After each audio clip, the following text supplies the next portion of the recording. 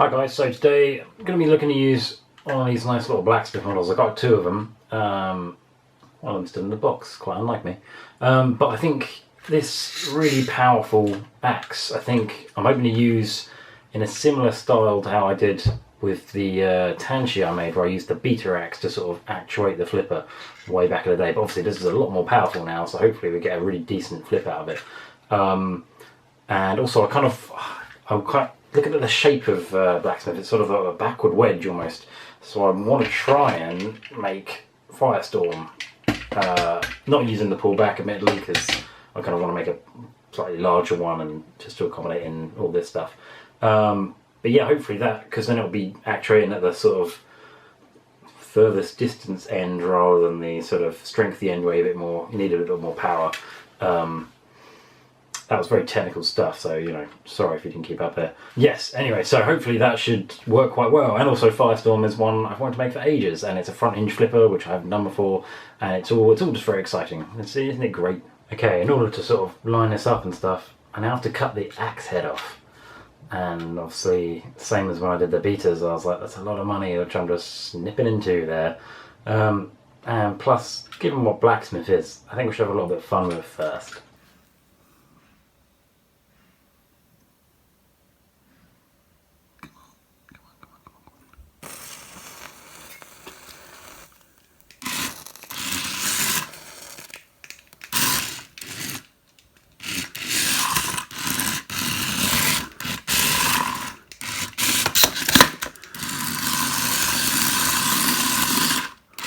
Okay, yeah, that was quite good fun.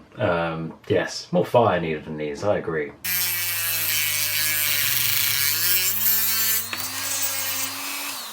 So I'm not really sure about this. Firestorm obviously is quite a shallow kind of robot, but purely because of this sort of the big coggy bit on top, the big drive for the weapon. Like, this isn't actually as shallow as it might appear at first.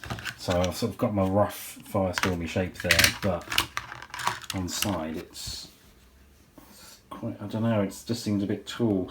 Although actually, having had another look at it, maybe it's not too tall. Ooh, you're literally watching the idea, the conception in the works here. Okay, right, yes, I've decided. Not going to do Firestorm after all, or if I do, it won't be in this video. Mainly because it's a bit high, but also I just realised as well, because the actual driving bit, the flipper, obviously a Firestorm sort of stops around here, but this is going to keep going all the way up, so it's not going to be the right shape or anything basically. So I'm going to make Apollo instead, I've decided. Okay, I've made a rough plan on the floor here, folded up the back. As you can see, that gives just enough room so we can have a hinge. Oh, there we go, the flipper sitting like that, perfect. And sort of got the shape right, and also keeps it nice and snug to it. And because there's not much room on the bottom to actually mount anything to, I'm going to try and use the sides a lot more, and they've got those nice broad sides, just like Apollo has, so hopefully most of the actual structural stuff actually attached to it will be here. As always in these videos, I've got a little bit ahead of myself. So now we've got the sort of basic net. It's only a sort of weak little cardboard here, but it's stuck onto the actual thing. Obviously we've got a hole on the side exposed, so we can change the batteries, etc. And then we'll be putting the flipper mechanism on, and I've got some of the whiteboard stuff here, which I've drawn some panels out on, ready to cut out. Currently making the flipper arm, and we can see this bit a little bit wobbly, so it's the flipper arm here. We want to make sure that can fit nicely in there. So what I've done, I've actually taken the plough bit off the front of the blacksmith model and repurposed it as a sort of kind of strut to support. So I'm going to glue that in there like that, just to hold it all open a little bit more. And this is from a DVD case.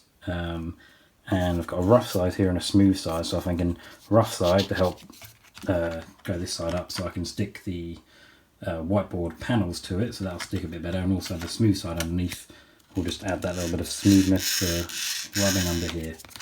And I'm literally going to tape a sort of hinge onto the end, so it can be taken off for repair if need be, but hopefully it should be got a bit of flex in it, so it should last quite long.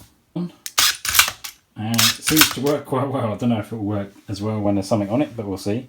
And the thing is, if you do it a few times, ends up sort of not returning to its normal place. So again, using what we've got here, whiteboards, comes with some little magnets. So I think I'm going to put them down there, put one on the flipper arm, which will both weigh it down and sort of draw it down a bit, and actually make sure it closes properly when it's in close position, and so it can carry on getting under other robots. And that's cool. Magnets in. Seems to be working really well. Okay, the magnet was actually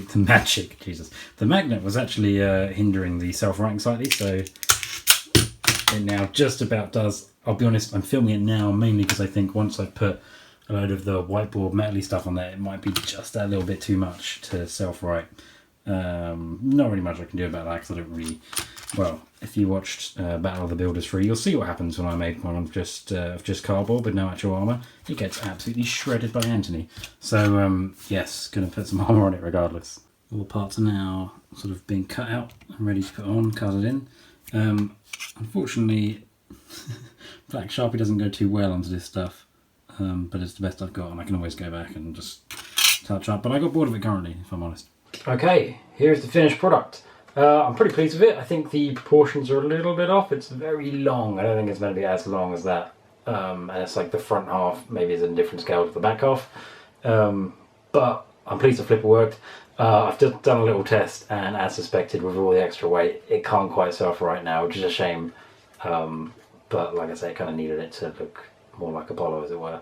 So yeah, let's put the arena down, give it a little test drive.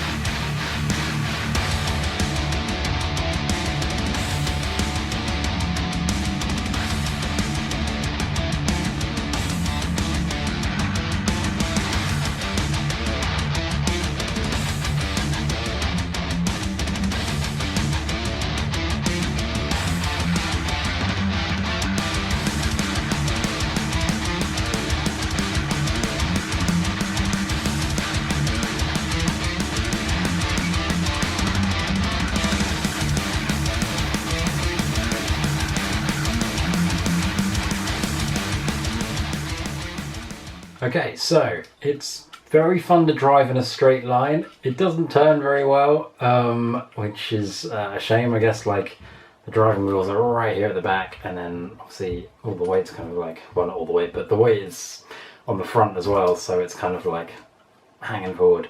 You'll also notice the shape at the back. I've drawn on the kind of shape it actually is, but I've still left it as a kind of right angle rather than the kind of angle so they can wheelie and stuff. I was contemplating taking out some of the back of the actual robot, of the blacksmith, but I thought it's a lot of complication, and it'll ultimately still look as good from the front as it were, so that's alright. Yeah, so it's not. Oh, also the like actually controlling it, the antenna is sort of underneath a lot of metal now, so it's a bit all over the place. It'll suddenly charge at nothing when you've just tapped left or whatever. So yeah, that's also quite a challenge, but hopefully I can totally edit it to look like I knew exactly what I was doing when I made this. Anyway, that's probably my first actual successful build video / day, everything, for so long now. So yeah, I really hope you enjoyed it, and I'll see you in the next video. Cheerio.